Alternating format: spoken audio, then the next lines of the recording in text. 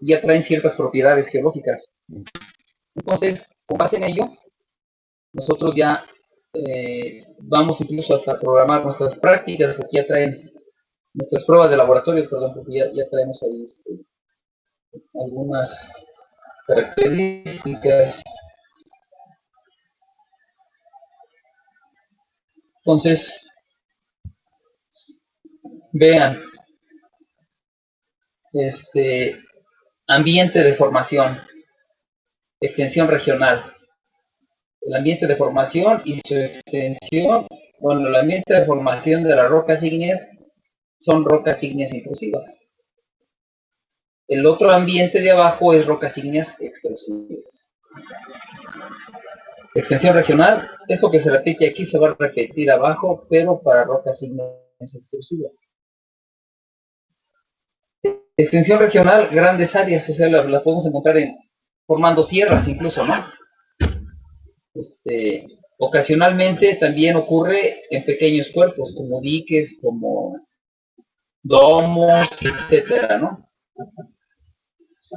Nombre geológica de la roca, acuérdense que la intrusiva es granito y tiene una hermana acá abajo que se llama riolita, misma composición. La diorita tiene una hermana acá abajo que se llama andesita. El gabbro tiene un hermano que se llama basalto, ¿no? Estos en composición química son hermanos. Entonces, estas rocas presentan cristales grandes. Dice color general de la roca.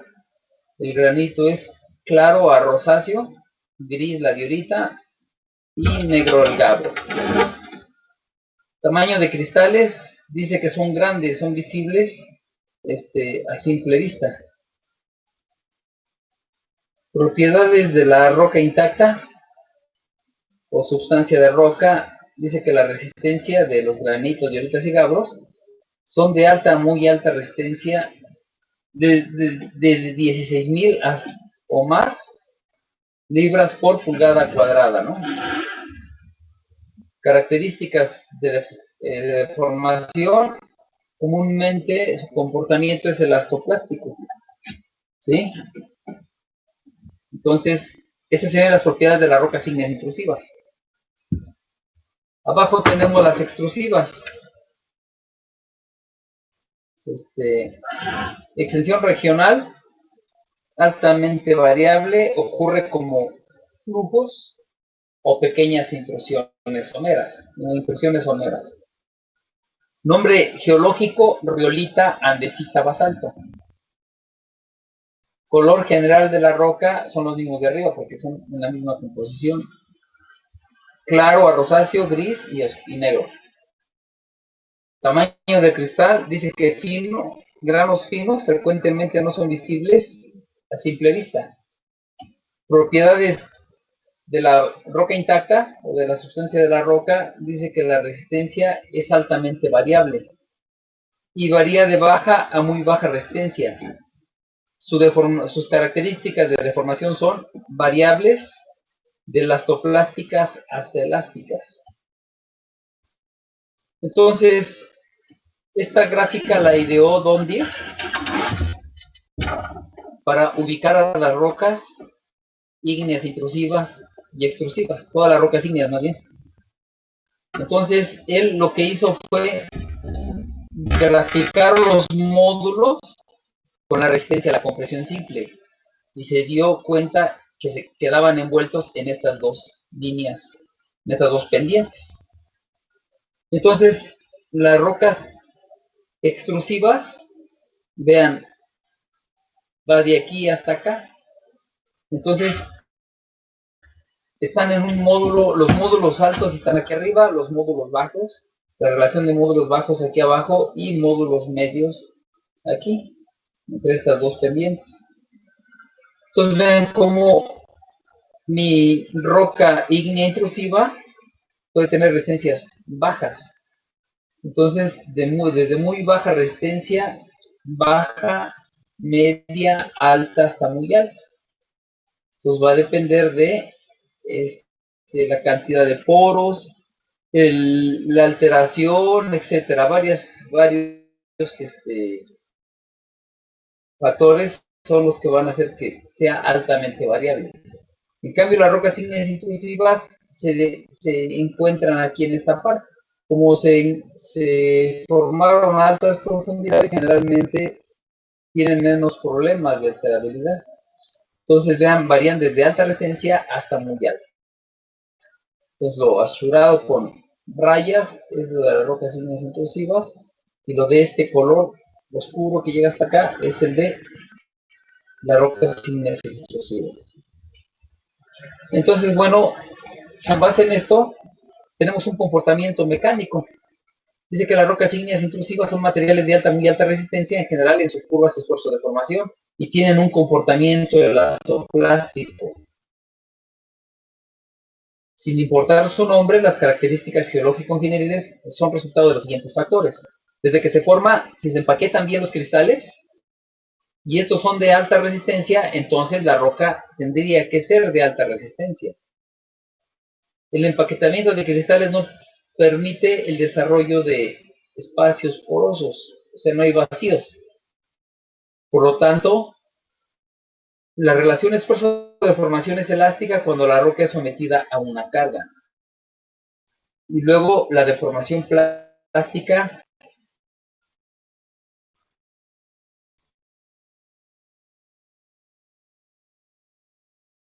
a la falla ocurre debido a que los cristales más alterados en la roca fallan primero, que es una falla progresiva o gradual.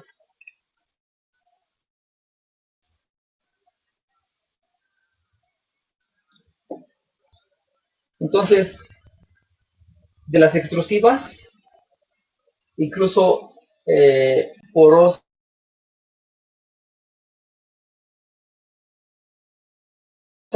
en características de resistencia y deformación, debido a que están formados bajo condiciones variables o cercanas a la superficie de la corteza terrestre.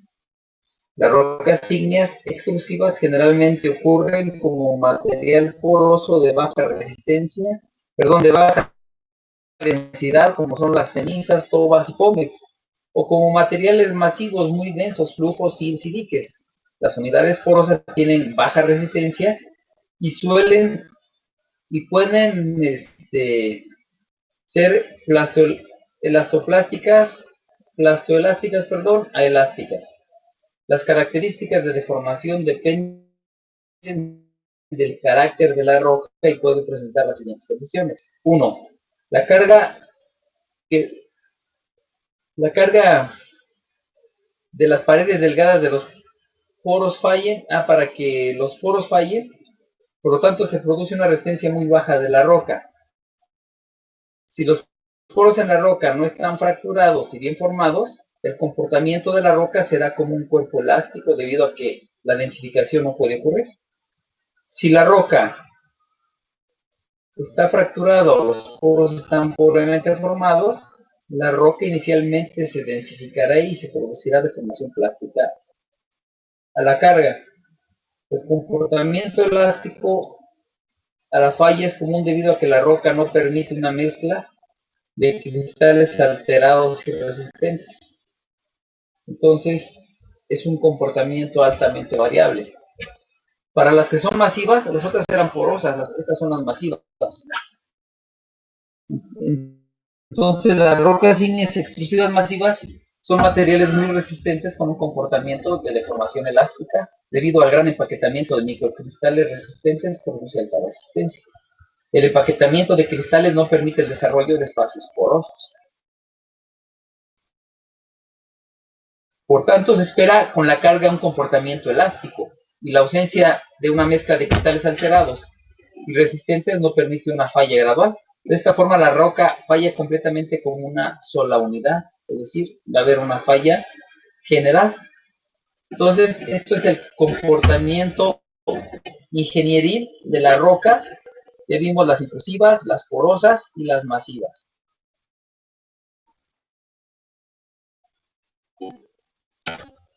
Ahora vamos a ver cómo se comportan las rocas sedimentarias. Dice identificación, clasificación y propiedades mecánicas y usos en la ingeniería. ¿Qué son las rocas sedimentarias? Son sedimentos que en la mayoría de los casos se han identificado para formar roca mediante procesos de compactación y cementación. un fenómeno que se le llama diagénesis. El sedimento es de dos tipos principales, material detrítico o químico. Incluso podría ir ahí un número 3 que sería orgánico, pero aquí está involucrado el orgánico en el químico. Entonces, todos los materiales o todos los materiales que son arcilla, arena, grava, pues son materiales detríticos, son fragmentos o clastos que provienen del intemperismo mecánico y químico que cuando se litifican, o sea, se hacen roca, da lugar a las rocas sedimentarias detríticas, lutita, limolita, arenisca, conglomerado y brecha.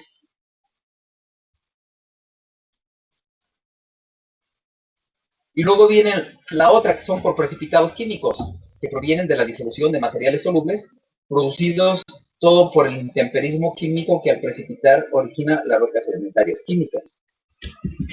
Entonces, las rocas detríticas se clasifican con base en el tamaño de la partícula.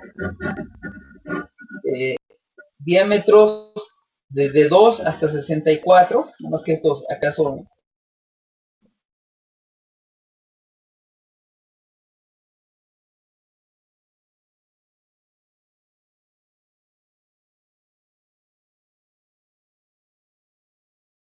más rudos, más gruesos, todo desde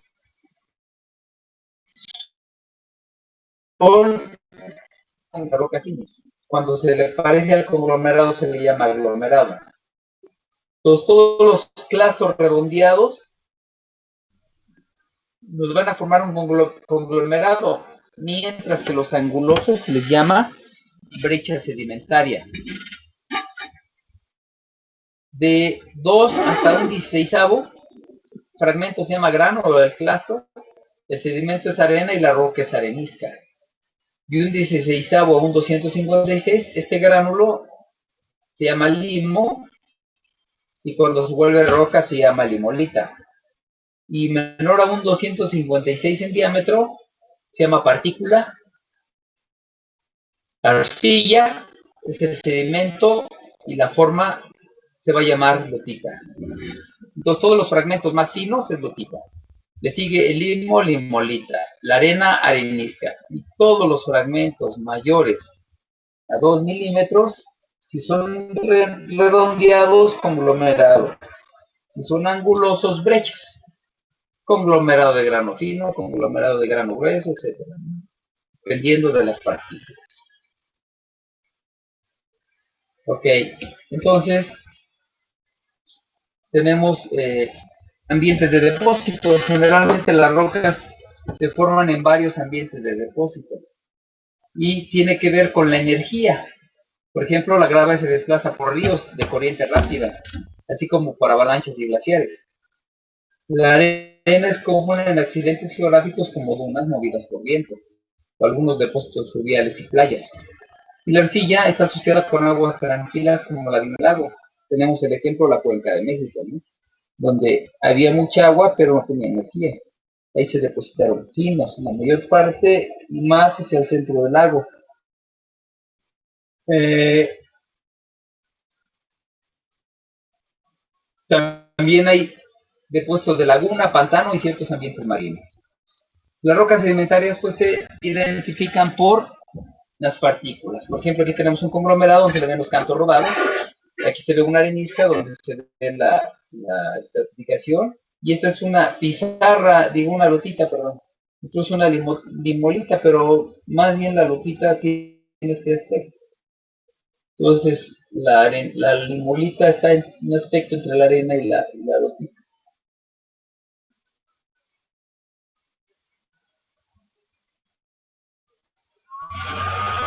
Todas las lutitas son, constituyen más de la mitad de todas las rocas sedimentarias que hay en el planeta. Y conforme se acumula el limo y la arcilla, tienden a formar capas delgadas llamadas láminas. La lutita se rompe en capas finas a lo largo de planos próximos y bien desarrollados, propiedad que se llama fisibilidad. A medida que nuevos sedimentos se apilan sobre las lutitas, las partículas se ordenan paralelamente reduciendo los poros. expulsando gran parte del agua contenida y transformándose en roca impermeable. De esta manera se forman barreras en movimiento de agua o de petróleo.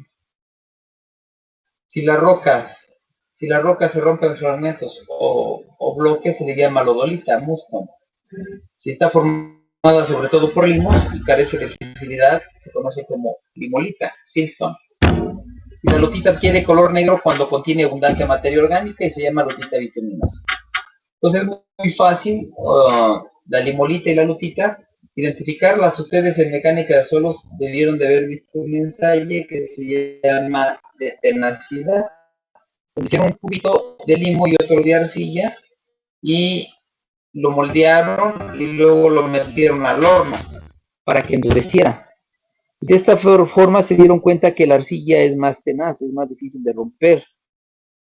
En cambio el limo es un material que se comporta como un polvorón, entonces no tiene mucha tenacidad. La cohesión que tiene la arcilla, estas fuerzas que hacen que se unan las partículas, es lo que le da la tenacidad. Entonces, las partículas finas son la lutita y generalmente se identifican por una textura laminar. Y si tienen materia orgánica, entonces son negras. Estas son fósiles, ya no es materia orgánica, ya es la impresión de la hojita cuando cayó en un fango, se descompuso la hoja, pero quedó fotografía. Y la materia orgánica está dentro de la lutita, por eso es negra. Entonces, luego tenemos las areniscas. Después de la lutita, las areniscas son las rocas sedimentarias más abundantes. Se forman en muchos ambientes y a menudo dan pistas sobre su origen, como la selección de la forma del grano y la composición. Y la selección es el grado de semejanza del tamaño del plasto. Si todos los granos son más o menos del mismo tamaño, la arena está bien seleccionada, y si no es así, estará mal seleccionada. Así, los depósitos transportados por el viento están mejor seleccionados que los movidos por el oleaje. El agua y el viento modifican la forma de los granos, redondeándolos, y este grado de redondez indica un prolongado transporte.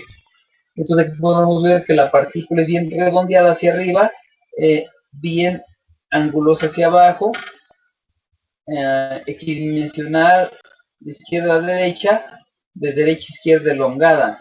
De izquierda a derecha también incrementa la esfericidad y hacia arriba la redondez.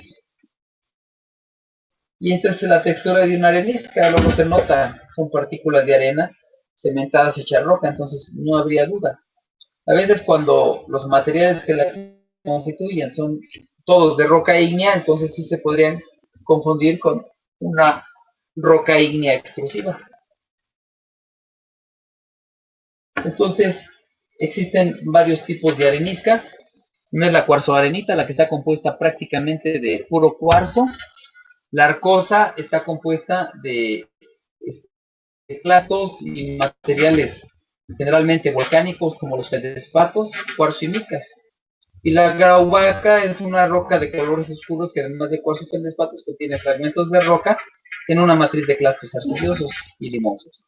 Entonces, la de mayor resistencia, las mejores propiedades mecánicas, sería la cuarzoarenita.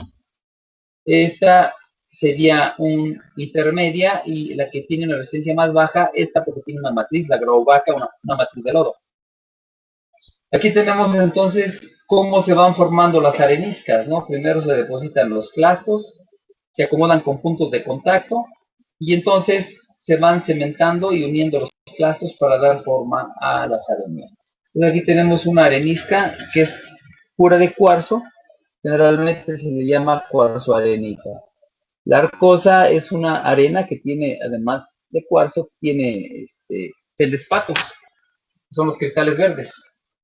Y luego viene una arenisca lítica que, aparte de cuarzo y feldespatos, tiene líticos, fragmentos de roca. Y la grauwacke tiene todo: cuarzo, feldespatos, líticos en una matriz fina, generalmente limosa o arcillosa. Entonces, la resistencia, la roca con mejores propiedades mecánicas sería la que se forma por este material. Las de más bajas propiedades sería esta. Y estas son como intermedias, ¿no? Es una arenisca, generalmente son estos granos, pero como se ve aquí, ya cementados, unidos por un material químico.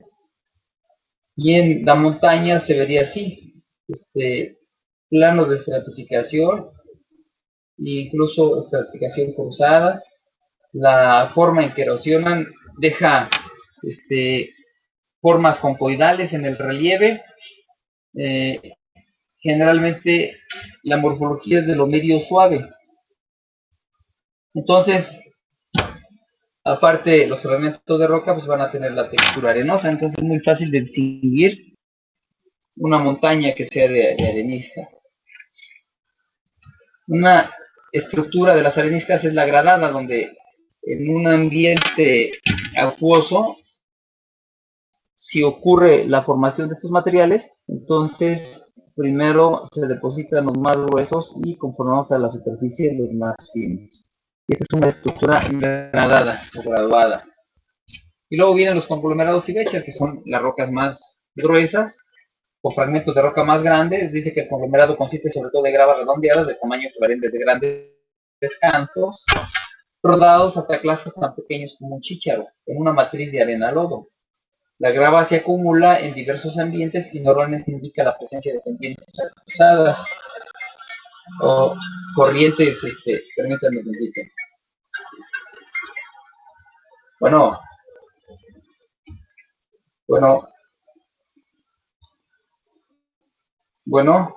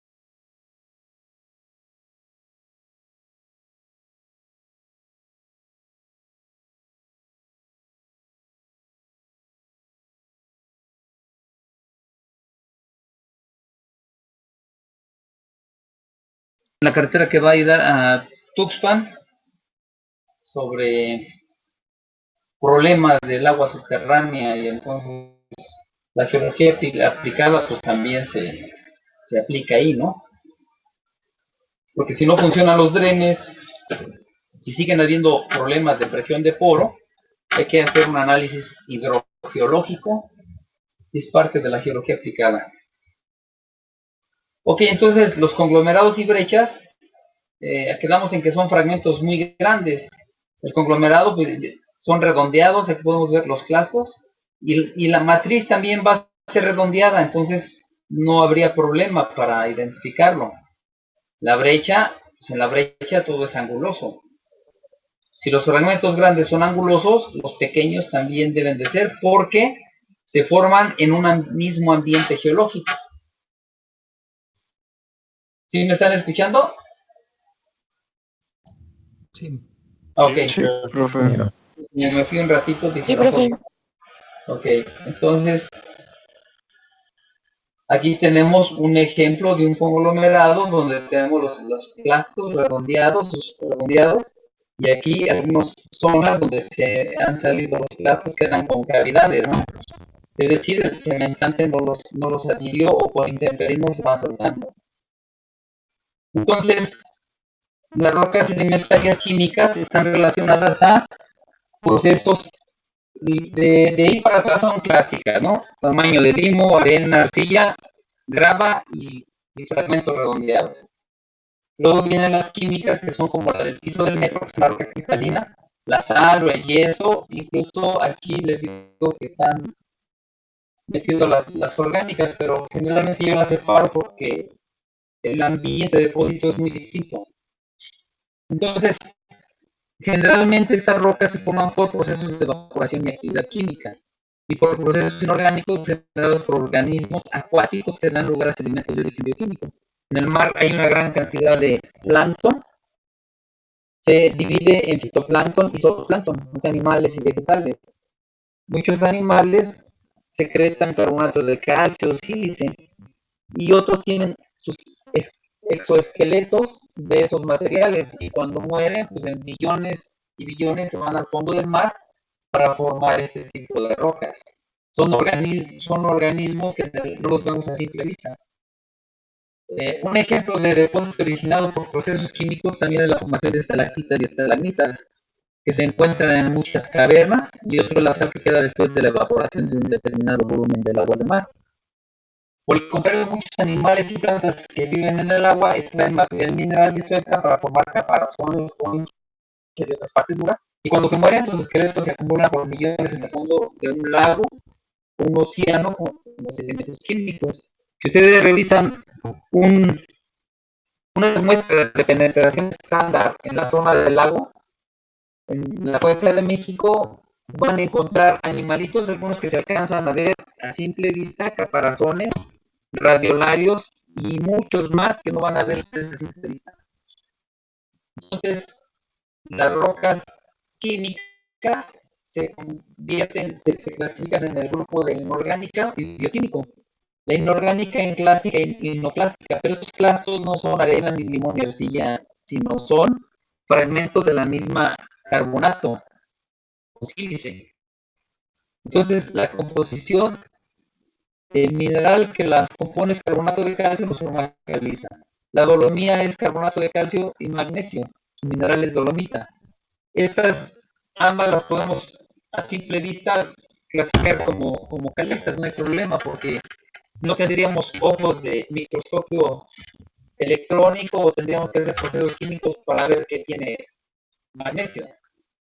El cuarzo microcristalino nos forma el sílex o pedernal, y la lita, la sal de roca, y el yeso sulfato de calcio hidratado. En bioquímico, bueno, pues también caliza, sílex y salvo el carbón, que no está acá a este lado, ¿no? Restos vegetales ya alterados es el carbón. Entonces, una clasificación sencilla de las rocas sedimentarias podría ser así, y con este rombo. Si yo tengo carbonatos, CaCO3 aquí en esta esquina, en la otra plantas, en la otra arena y en la otra arcilla, yo divido, bueno, paso una línea aquí y paso una aquí, pero la interrumpo porque aquí hay unos materiales en medio de esto, de todos. A 50% divido este rombo, y entonces me doy cuenta que si empiezo de la izquierda, de donde está la arena, la roca se llama arenisca. Pero si nos vamos por abajo, si tiene menos del 50% de arcilla, es una arenisca argilácea. Pero si tiene más del 50% de arcilla, se va a llamar musto. Entonces, igual hacia acá, entre los carbonatos y la arena, la arenisca arenisca puede ser calcárea, por los carbonatos, aquí es la caliza, y puede ser una caliza arenosa, porque tiene menos del 50% de arena. Aquí tendríamos una caliza orgánica porque tiene algo de materia orgánica, menos del 50%, pero si tiene eh, este carbón menos del 50% de caliza, entonces es un carbón calcáreo. Y lo mismo de aquí para acá, si yo tengo arcilla y acá carbón, entonces yo tengo menos del 50% de carbón dentro de esa arcilla, es una lutita orgánica o carbonosa, también se llama. Y si tengo un carbón con algo de arcilla sería un carbón arcilloso. Entonces, así es como se clasifica. Aquí es una zona donde tenemos, sobre todo al centro, las rocas más inestables geomecánicamente. Entre la lutita y la caliza, con menos de el 25% de carbonatos, sería una lutita calcárea o una caliza arcillosa o glacia, pero aquí están unas que se llaman margas. Cuando hay 50% de caliza y 50% de lutita, se generan las margas, que son rocas bastante inestables. Entonces, bueno, tenemos calizas orgánicas, que son rocas de origen químico más abundantes, con un 10% de volumen total. Están compuestas fundamentalmente de calcita y se forman por procesos inorgánicos o bioquímicos. Los arrecifes de coral son estructuras masivas formadas por organismos de algas que segregan carbonato de calcio y se desarrollan en aguas cálidas y someras a temperaturas de 30 grados a ambos lados del Ecuador. Y las coquinas, que son calizas de grano grueso compuestos por granatos de preparaciones cementadas. La creta es una caliza blanda, porosa y compuesta casi por completo de partículas. Aquí tenemos una coquina, esta es una coquina, donde tenemos una gran cantidad de fragmentos de concha.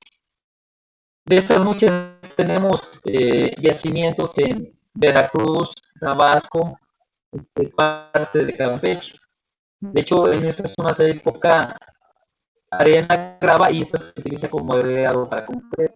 Y esta sería una caliza fosífera. Una característica de las rocas sedimentarias es que se forman en capas horizontales. Entonces, cuando son deformadas por procesos tectónicos, entonces se doblan. Aquí se está doblando esta roca, van siguiendo la capa que está doblada, ¿no? Tenemos calizas inorgánicas que se forman cuando los cambios químicos de la temperatura elevada debo aumentar las concentraciones de carbonato de calcio. El reptino que normalmente se observa en las cavernas, si van ustedes a Tolantongo o a las grutas de Cacahuamilpa, las grutas de García, el sótano de las Golondrinas en San Luis Potosí, las grutas de García en Nuevo León, Cacahuamilpa en Guerrero, hay muchas partes, hay cavernas. Entonces el agua se infiltra lentamente a través de las fracturas y precipita carbonato en la parte de arriba y precipita carbonato en la parte de arriba. Luego hay unas que se llaman calizas oidales, que son cuerpecillos que se forman en agua marina húmedas a medida que diminutas partículas de semilla se van, se le va pegando el carbonato de calcio por el vaivén de la partícula. Entonces, los oides son estos. Aquí está la partícula semilla y entonces le va pegando carbonato y cuando el agua se mueve en un vaivén y parece una arenisca, pero no se puede llamar caliza arenisca porque no son fragmentos de arena, sino todo es carbonato de calcio y se le llama caliza oidal. Las dolomías quedamos en que no se pueden identificar prácticamente de la caliza. En el piso del metro debe haber mucha dolomía y caliza juntas, porque realmente se parecen. Y aunque la dolomía puede formarse por precipitación directa del agua de mar, la mayoría se origina probablemente cuando el magnesio se repasa por parte del calcio de la caliza. Y hay otra hipótesis donde dice que la dolomía joven, que no hay dolomía joven, más bien son antiguas para que haya tiempo para que el magnesio sustituya el calcio. Entonces son rocas antiguas. Y luego viene el pedernal, que son rocas muy compactas y duras compuestas de dióxido de silicio microcristalino Una forma más conocida es el pedernal, cuyo color oscuro es consecuencia de la materia orgánica. Se encuentra como nódulos, bandas en las calizas o como capas. El jaspe es rojo debido al óxido de hierro y la forma bandeada se llama ágata. Se piensa que estas rocas se formaron por procesos inorgánicos y orgánicos. Los primeros están asociados con coladas de lava, cenizas volcánicas y los segundos por esqueletos y silicios de diatomeas y laterales. La dureza, fácil atillamiento y la posibilidad de conservar un borde afilado hicieron que del pedernal la materia prima para las puntas de arpones y flechas de los indígenas del continente americano. Tenemos las evaporitas, que se forman por la evaporación del agua del mar. La primera se llama alita, cloruro de sodio, que es la sal que consumimos, eh, sulfato de yeso, es decir, sulfato de yeso hidratado, que es el yeso, o sin agua, la anhidrita, componentes principales de la sal de roca y de la roca de yeso respectivamente. Cuando nosotros explotamos un banco de yeso, generalmente le quitamos el agua y en la obra lo volvemos a hidratar y se genera una reacción exotérmica porque atrae otra vez las moléculas del agua. En el pasado geológico, muchas áreas que ahora están secas eran cuencas sumergidas bajo brazos húmedos del mar que tenían solo conexiones estrechas en el océano abierto.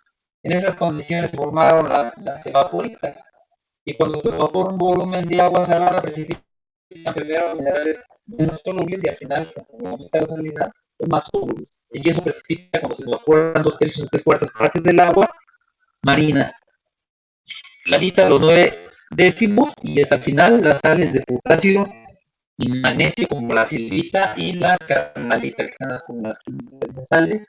Entonces, ¿dónde se forman estas rocas? Si aquí está el continente del lado derecho, entra agua con sales del continente y entra agua con sales del océano.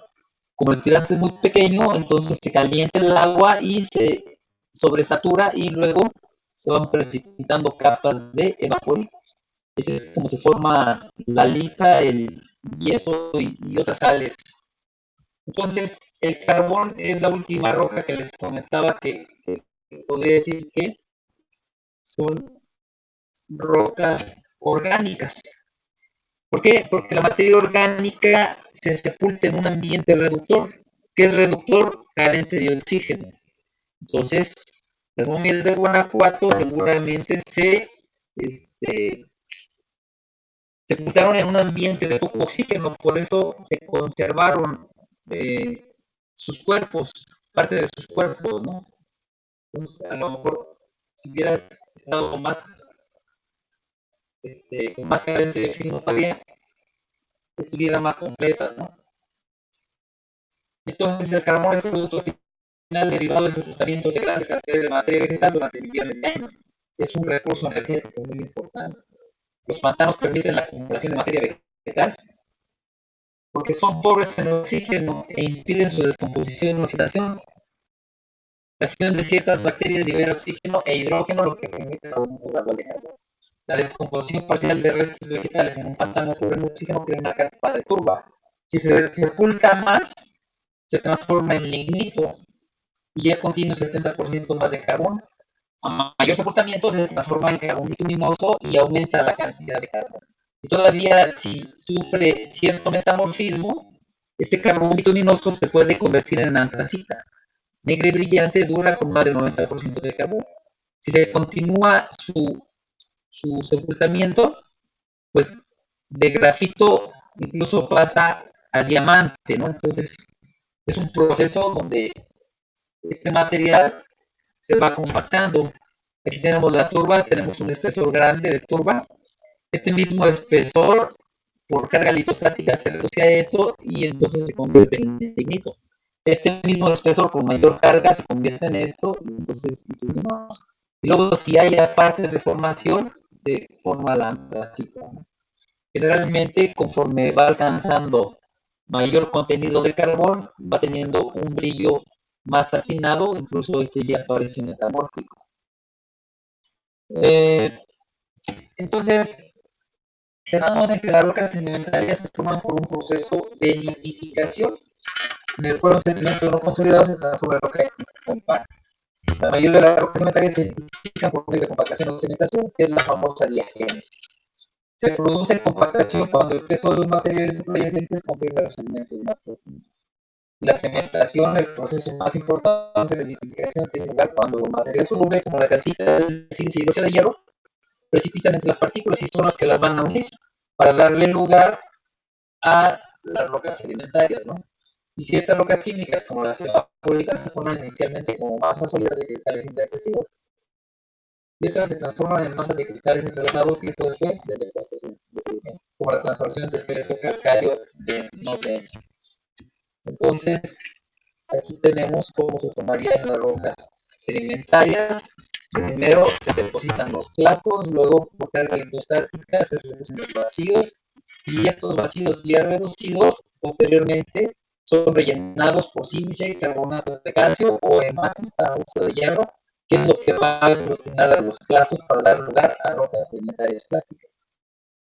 Y bueno, las rocas sedimentarias tienen ciertas estructuras, las más importantes se llaman estratos. ¿Por qué? Porque siempre se depositan en un ambiente acuoso. Y entonces, separando cada estrato, el límite se le llama plano de estratificación. Y porque lo general marcan el final de un episodio de sedimentación y el inicio de otro. Y cuando no se depositan de manera horizontal, o a veces más bien en capas inclinadas, esto constituye la estratificación cruzada, como ocurre en las dunas o los deltas. Generalmente sucede cuando tenemos corrientes distintas que hacen que se mueva, que hay un choque de corrientes. Entonces, en el caso de las dunas, el viento lleva una dirección, pero cuando cambia de dirección, entonces va a formar la estratificación cruzada. En el caso de los deltas, el agua cuando llega al mar lleva una velocidad y la energía del mar otra, entonces esto hace que genere la estratificación cruzada. Entonces tenemos otras estructuras sedimentarias como la graduada, de materiales finos arriba, y van graduando los tamaños de la parte inferior. Luego vienen las rizaduras, que son pequeñas ondas que se forman, ya sea por corriente o por oscilación. Entonces las de corriente van a tener más o menos la forma de una duna, porque son asimétricas, y las de oscilación son simétricas. Luego vienen las grietas de desecación, que son parecidas a los prismas hexagonales de basalto por contracción. Igual acá también cuando se está secando una arcilla, se contrae por cohesión y entonces se generan límites que se llaman grietas de desecación. Entonces aquí tenemos cómo se forma la estratificación cruzada. Cuando hay una dirección de corriente y luego cambia la dirección, se forma la estratificación cruzada. Aquí en este afloramiento rocoso podemos ver claramente cómo están los estratos cruzados. Y aquí tenemos las ondulitas o rizaduras de oscilación en un vaivén, en un agua más estancada como en un lago o cerca de la costa, pero en donde hay una corriente ya continua se nos forman parecido a las dunas rizaduras asimétricas.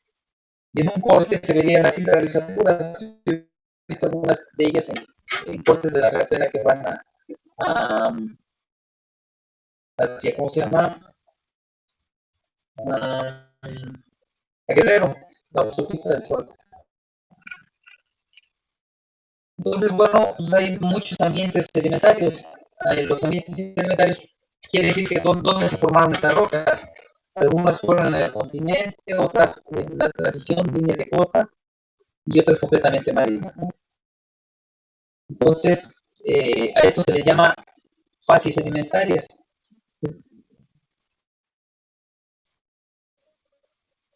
Entonces, eh, dice dado que el sedimento contiene pistas sobre el ambiente en el cual se depositó, las rocas sedimentarias son importantes para la interpretación de la historia de la Tierra. Y cuando se examina una unidad sedimentaria en una sección transversal desde el otro extremo, puede pasar por unidades de manera gradual al sentido lateral. Cambio de fase es cuando la roca nos va a cambiar lateralmente, siendo de la misma edad, nos puede cambiar de grava, arena, limo, arcilla, es decir, conglomerado, arenisca, limolita, lutita, caliza. Estos son los principales ambientes sedimentarios. el glaciar, que nos deja depósitos de brechas, el meándrico, que nos va a dejar arena en la tierra de inundación, en los pantanos, el carbón. En las zonas más desérticas tenemos depósitos de vaporitas, este, alita, yeso, etcétera. En los lagos vamos a tener material fino, tipo las hojitas. En las montañas vamos a tener abanicos aluviales que nos van a formar areniscas. En las zonas de litoral podemos tener lagos, aunque también podemos tener lagos, que son diferentes a las lagunas siempre son costeras, los lagos son entre el continente. En las lagunas pues se deposita mucha materia orgánica para dar paso a rocas orgánicas, pero los límites donde se flecha son barras de arena, entonces aquí se formaría arenisca, este está formado por depósitos arenosos generalmente. El estuario nos formaría por acá estratificación cruzada, estratificación cruzada. Las islas de barrera igual también son de arena, de areniscas. Los arrecifes nos daría calizas orgánicas. Y luego aquí hay corrientes de turbidez o cuando falla un talud de la plataforma continental, este es el mar, de la plataforma continental, talud avisar y luego ya el fondo del mar. Cuando falla un talud se depositan turbiditas, que son materiales de gruesos alquinos generalmente rechoides. Y esos abanicos que se forman acá también se pueden formar en el continente, porque se va la arena aquí a las barrancas y se depositan a abanicos submarinos también, daría calizas. Y esto es lo que veíamos como cambio de facies, una roca que se deposita en una misma puede ir cambiando litológicamente. En la costa sería el conglomerado, arenisca, limolita, lotita y luego calizas, ¿no? Misma edad, diferente roca, es un cambio de facies. Aquí lo podemos ver a todo color. Aquí tenemos el cambio de facies. En un meandro, digo, en un depósito de delta, se aporta una gran cantidad de arena. Entonces, esta arena, el material más fino que viene en los escurrimientos, se logra mayor distancia para el depósito y luego vienen los que se precipitan de la misma edad por el plancton, ¿sí? Los carbonatos. Entonces aquí podemos tener arenisca, limolita, botita y calizas. Y ese es un ejemplo de las corrientes de turbiles donde al fallar un talud submarino se depositan fragmentos más grandes y luego los más finos. Aquí en la línea de costa tenemos arena, limos, botita y calizas. Es la línea de costa. Y luego tenemos transgresiones y regresiones que nos indican el depósito de materiales gruesos sobre finos o finos sobre gruesos. El mar tiene un nivel actual que dice que se está elevando y a eso se le llama una transgresión. Cuando transgrede el agua del mar, aquí se deposita primero arena, limo, arcilla y carbonato. Pero si se regresa el agua del mar, entonces vamos a tener materiales más finos sobre gruesos. Pero cuando se regresa, entonces vamos a tener gruesos sobre finos, una regresión. Y aquí tenemos eso, ¿no?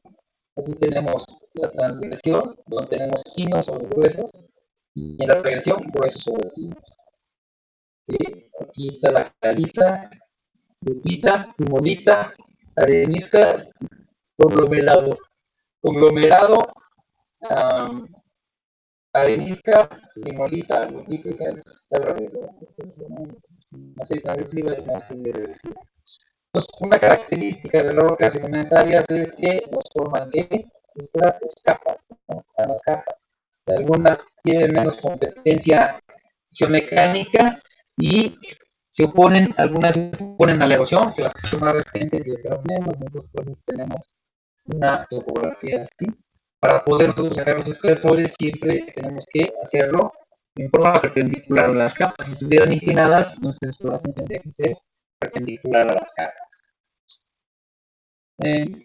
Una arenisca protegiendo un material más fino, entonces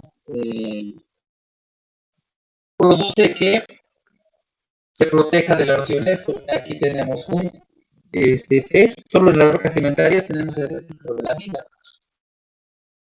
Aquí tenemos la arena, aquí tenemos unas rezaduras, grietas de tensión, estratificación cruzada. Acá tenemos una zona de un valle de meandros que nos va a formar paleocanales. Aquí tenemos un paleocanal, se ve claramente la curvatura del depósito donde pasaba el río. Y aquí tenemos una red de paleocanales porque se ha estrangulado. Si el río lleva más agua, por ejemplo, si viene un huracán, el agua en vez de dar la vuelta, lleva más energía, se ve, entonces estrangulando, como se ve ahí, para dar paso a estos paleoclaustres o paleocanales. Entonces, en estos paleocanales, pues, generalmente va a haber arenisca. Un abanico aluvial donde vienen los materiales de la sierra por la lluvia, y entonces nos van a formar brechas. Son los abanicos. Las dunas tienen más o menos las formaduras de la rizadura de corriente con un talud suave y un fuerte, ¿no? El deslizamiento de las partículas es simplemente por la gravedad. Cuando cambia la dirección del viento nos va a formar estas partículas. Este es un depósito de deshielos, de glaciar, y nos va a formar pilitas y morenas. Generalmente es una brecha volcánica. En la cuenca de México tenemos este tipo de materiales en algunas formaciones, porque en el Pleistoceno estaba nevado en la época en que había elefantes en la cuenca, ¿no? Estaba, eh, aquí tenemos entonces,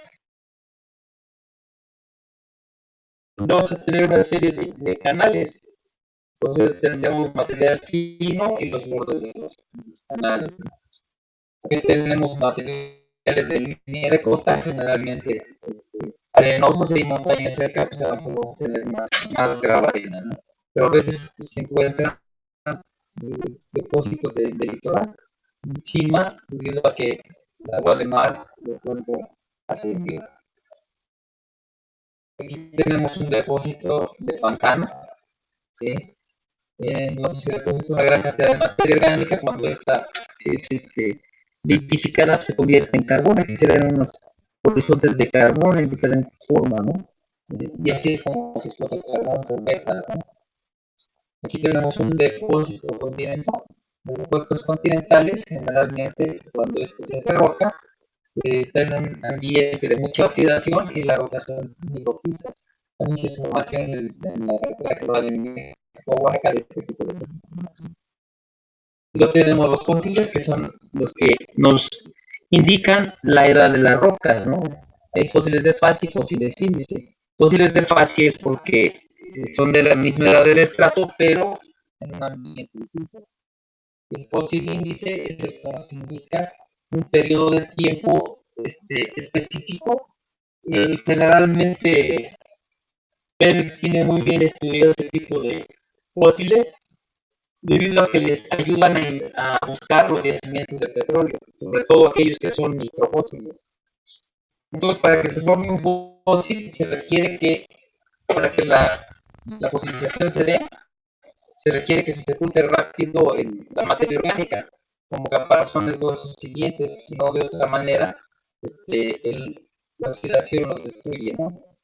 Aquí tenemos varios de... Allá. Aquí tenemos algunos fósiles, un tronco fosilizado, algunos monoideos, aquí se da una abeja, empresa en arcilla, algunos peces, este es resina, donde tiene insectos.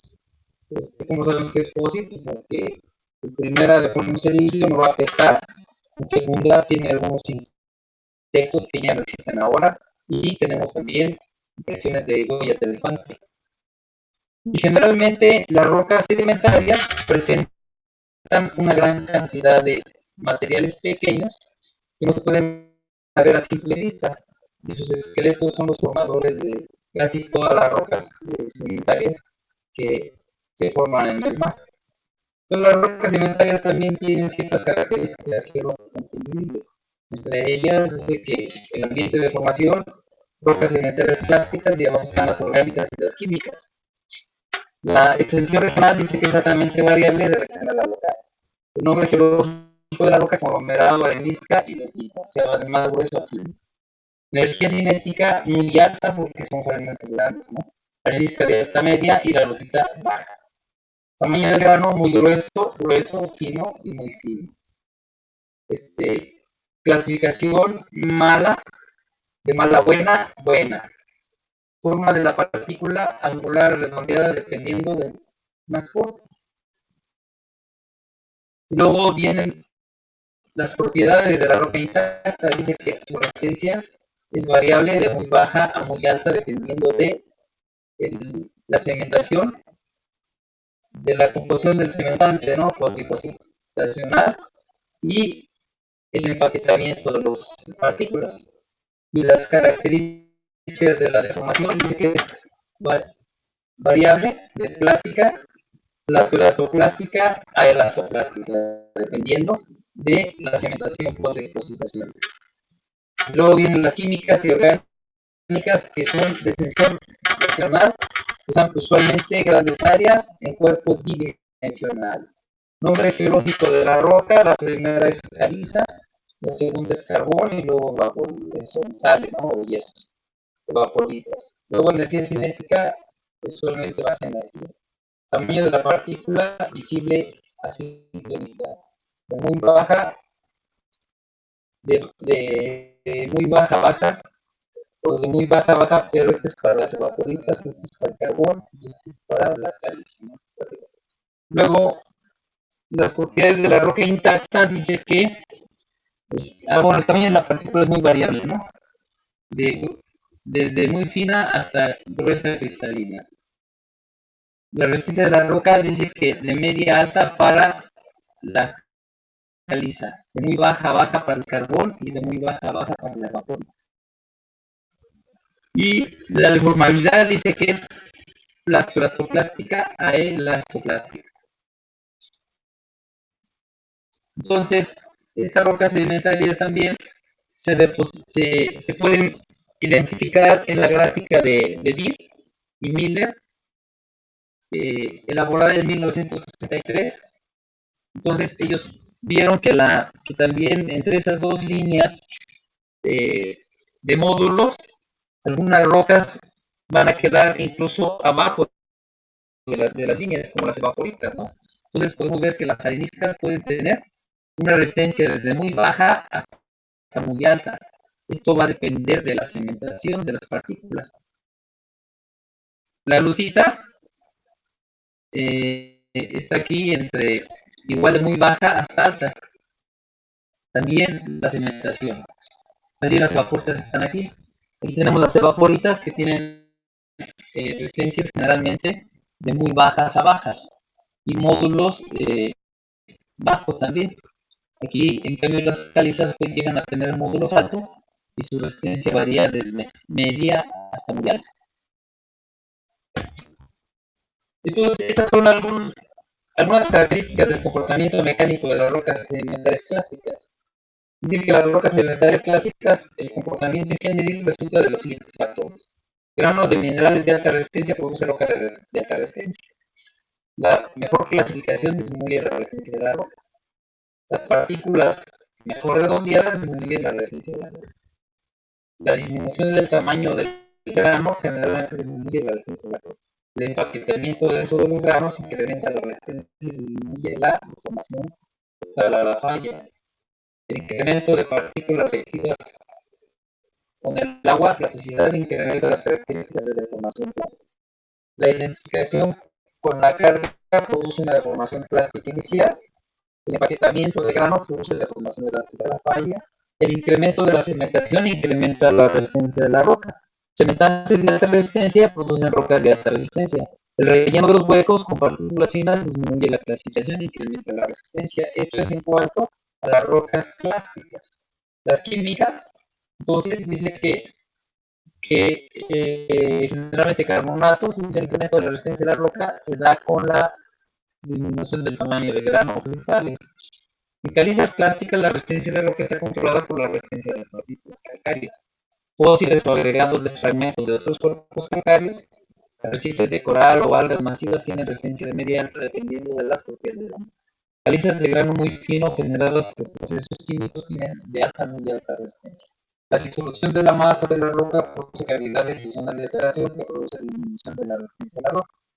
Relleno de los poros y la cementación incrementa la resistencia de la roca. La densificación de una carga inicial produce una fase plástica. La orientación preferencial de los cristales o el entramado de los mismos produce una fase plástica previa a la falla. Y dice plástica porque no existe. Previa a la falla.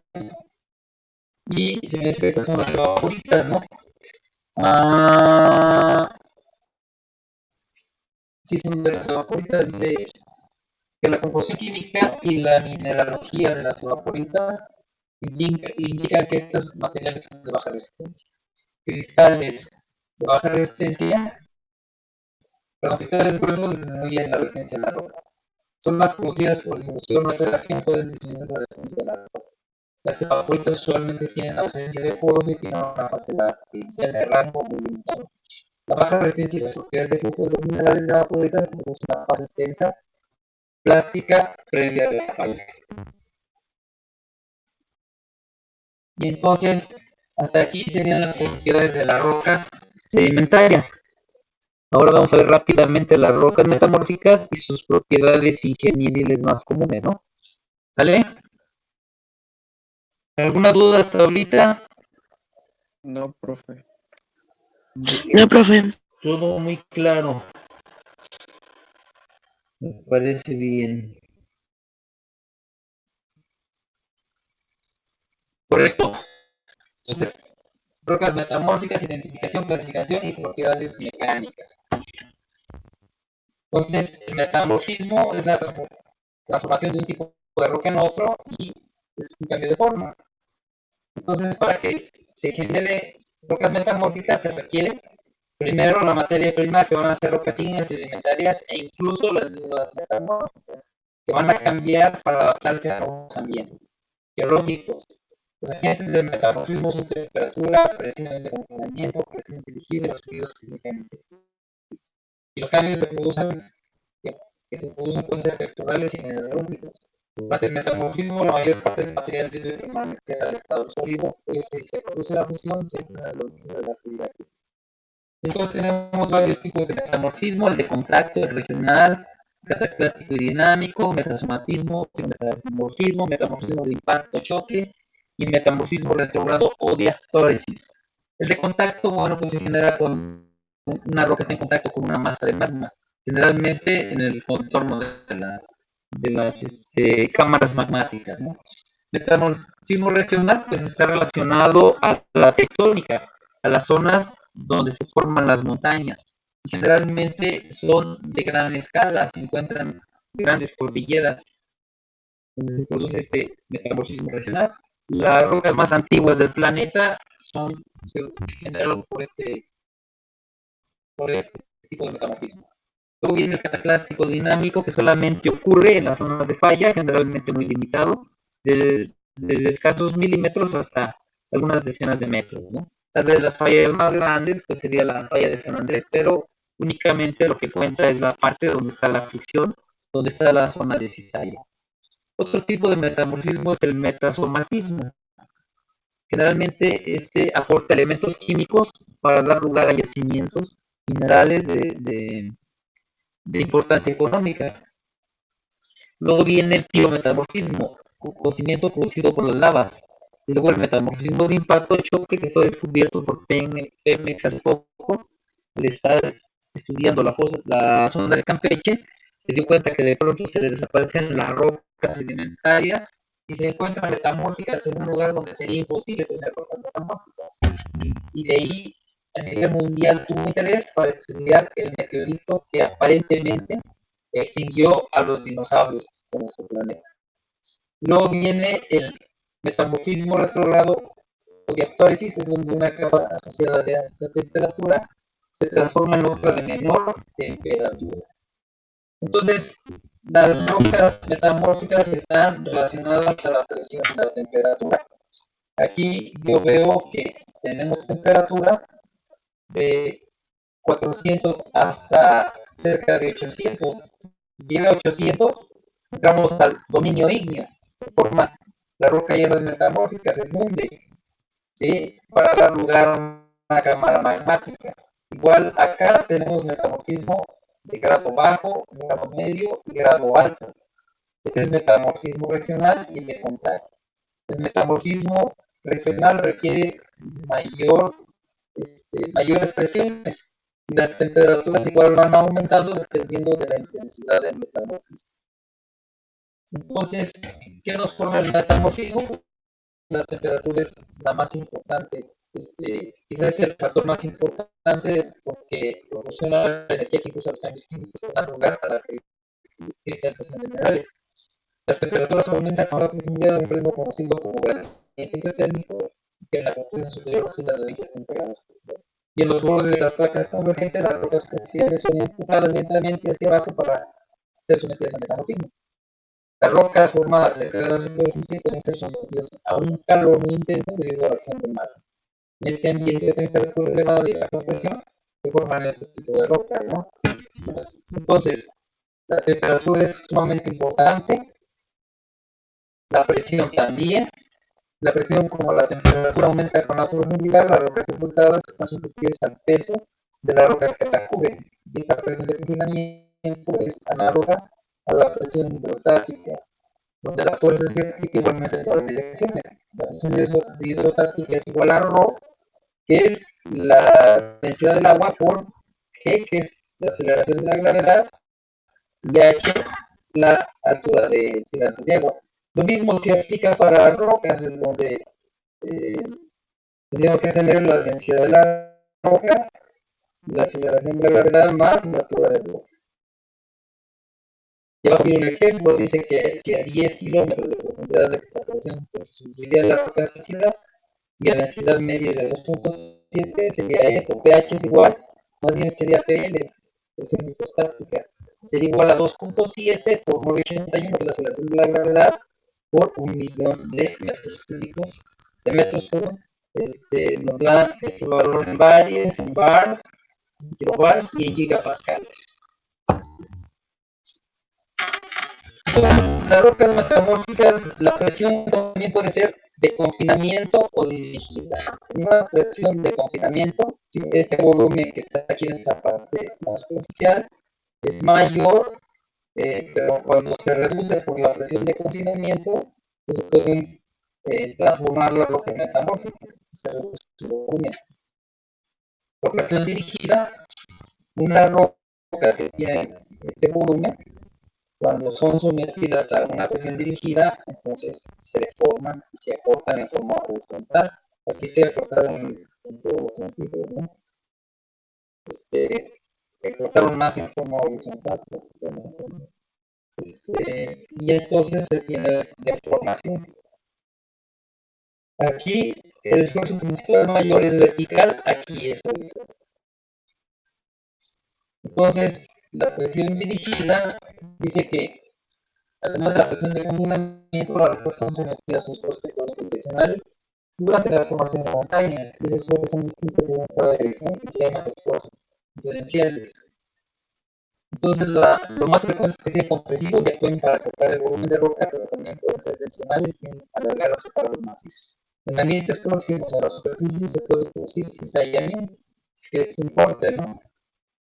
Con una roca relativamente frágil se rompen láminas delgadas que se empiezan a estabilizarse una sobre otra de manera similar, como cartas de baraja, ¿no?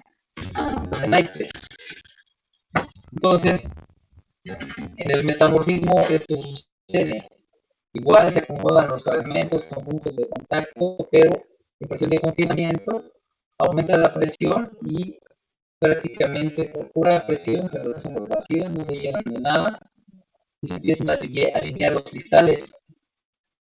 De tal forma que después se alinean y se rellenan con algunos minerales nuevos que se han formado para dar lugar a rocas escamosas. Otra que está aquí, una pizarra. Luego tenemos acción de los fluidos químicamente activos. El fluido más frecuente es el agua y se encuentra en los poros de prácticamente toda la roca. Y contiene iones en solución, además de muchos minerales.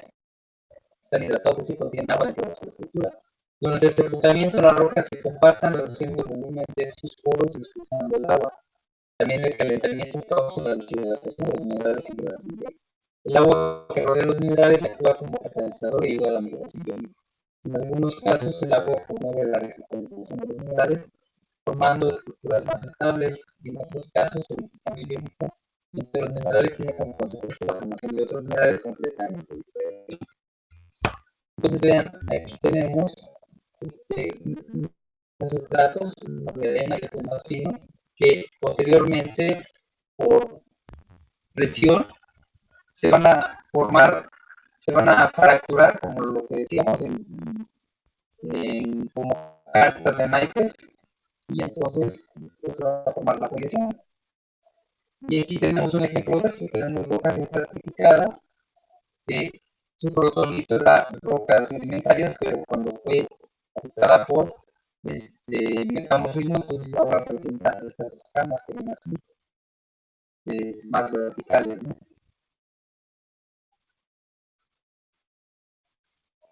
Entonces, el metamorfismo, rocas, no importa la roca, simplemente se va a llamar pizarra. Son materiales finos, nos va a formar pizarra. Son más arenosos o volcánicas, una textura más gruesa, nos va a formar esquisto. Y todos los que tienen cristales más gruesos nos van a formar. Parecido a esto va a suceder, entonces aquí están algunos cristales en este granito o granodiorita, que se ve poco en el espacio de potasio. Entonces, cristales oscuros, permanecianos, cristales blancos en espacios. Entonces, por presión, estos los oscuros se alinean, los blancos también, para dar lugar a esto que vemos. Es una roca metamórfica, se llama gneiss, pero su origen fue un granito. Entonces, durante la cristalización de composición química de la roca no cambia en general, excepto en la pérdida del agua y el carbonato de dióxido de carbono. Sin embargo, los minerales existentes y los iones disponibles en el agua se recombinan para formar minerales estables de acuerdo a nuevas condiciones. En el caso de la calcita y cuarzo, que al calentar se reaccionan para formar boratonita, con liberación de dióxido de carbono. En otros ambientes, los materiales, por ejemplo, las rocas se dicen que son un gran cuerpo magmático, adquirirán nuevos elementos procedentes de la solución que genera este y el número de espesos y yacimientos minerales internacionales. Algunos depósitos hidrotermales se originaron a lo largo de las docenas oceánicas, conforme el agua del mar se filtra a través de la corteza recién formada, disolviendo estructuras metálicas de los más altos, los líquidos calientes de estos metales ascienden a lo largo de la roca, se mezclan en el agua fría, los sulfuros precipitan para formar depósitos metálicos masivos. Entonces, a esto se le llama, existen unas fases metamórficas.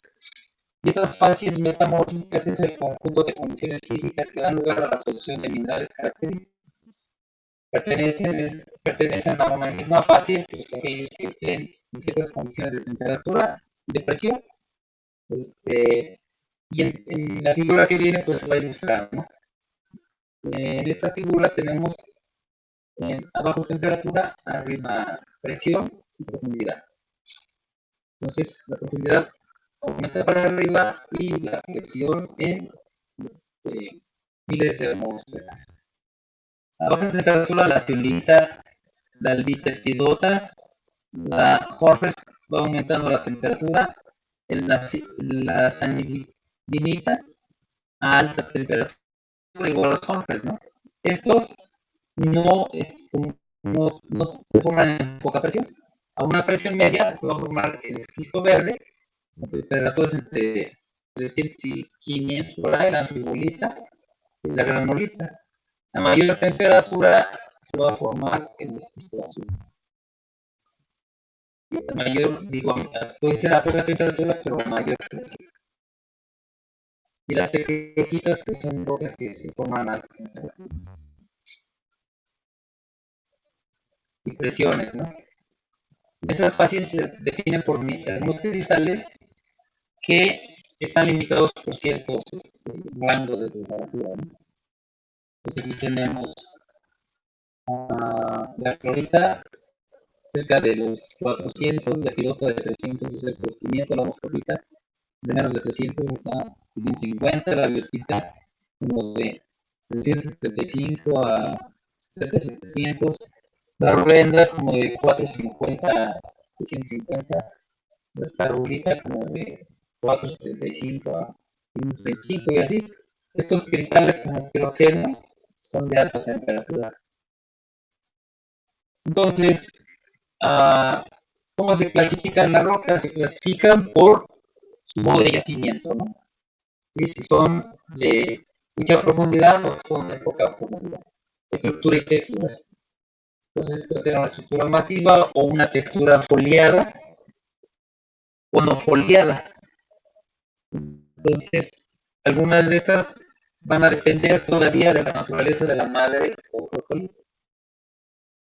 Análisis químicos que proporcionan los datos más concretos acerca de la naturaleza del procolito y la asociación mineralógica que indica la forma y la composición del procolito. De esta forma se nos conforman las rocas metamórficas. Vean, de aquí hasta aquí son las foliadas, son las más comunes. Luego las más débilmente foliadas, hasta la siguiente tabla llega hasta aquí, la milonita, y luego las no foliadas. Entonces nos regresamos. Primero la rotita, cuando se convierte en roca metamórfica, se convierte en pizarra. La limolita en filita. Las arenas finas o rocas volcánicas de textura fina en esquisto. Los rocas de clases más gruesos en gneiss, ya débilmente foliadas, son rocas volcánicas básicas antigolitas. Las migmatitas son una mezcla de rocas graníticas y mágicas y generalmente se separan en bandas negras y oscuras por la composición química de la roca, ¿no? Se llaman migmatitas. El metaconglomerado es un conglomerado de cuarzo. Y la última es la milonita que se forma en las zonas de falla, la clasita. Luego vienen las no foliadas que son masivas, como el mármol, viene de calizas y dolomías. Simplemente se recristalizan los carbonatos. La cuarcita pues, es una arenisca cuarcífera y igual se recristaliza el cuarzo. Y estas dos últimas son de rocas metamórficas de contacto, el cornflex y el scar o corneana y taquita. Se forman por un protolito de cualquier material fino o roca calcárea. Entonces, una característica de las rocas metamórficas es su brillo satinado y sedosidad al tacto cuando ustedes la tocan, ¿no? Aquí tenemos entonces otros esquistos, ¿sí? Aquí hay otras gamas de esquistos, esquistos verdes, esquistos azules. Este es un manda, ¿sí? ¿Dudas hasta ahorita? No, ingeniero. No, profe. Como la caliza y es calcita, nos va a formar el mármol. El dióxido de silicio nos va a formar la cuarcita. Ambas se parecen, pero obviamente esta va a ser más dura, es sílice, es carbonato de calcio. Entonces, estas son rocas no foliadas. Y creo que le vamos a dejar hasta aquí, en la 200, me acuerda nada más, la diapositiva 200, por favor. Sí, profe. ¿Están de acuerdo? Sí, profe. Está bien. Sí. Ok, Sí, profe. entonces nos veríamos la siguiente clase, el jueves, si no hay dudas. De momento no. Ok, bueno, entonces lo único que me resta es desearles que tengan buena tarde y nos vemos el jueves. Gracias igualmente. Gracias Igualmente. igualmente. Gracias, Inge. Buena tarde. Igualmente. Hasta luego, profe. Igualmente, Inge. Luego que estén bien. Hasta luego, Ángel. Adiós.